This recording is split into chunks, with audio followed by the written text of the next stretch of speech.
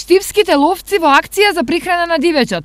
Во период на минусни температури, ним им е неопходна протеинска храна заради правилен раст и развиток. Наша обврска е да обезбедиме и да фрлиме околу 7000 килограма храна, од која што 4000 потпаѓа на зрнеста храна, преостанато е на зелена, свежа, односно кабаста храна.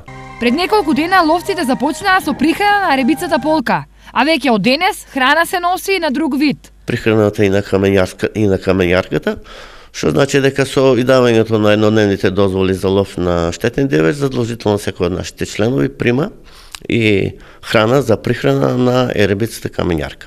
Прихрана во овој период од годината им е неопходна и на полските еребици, зашто се задолжени селските подружници на ловното друштво. Преку нашите подружници, селските подружници, каде што претседателите на овие подружници се задолжени за организирање и извршување на прихраната на полската еребица во полски услови.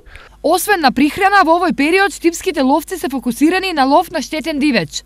До крајот на месецов Сдруженијето ќе издава единечни дозволи, додека од 1 февруари штетен дивеч ќе се лови во групи со понајмалку 10 членови.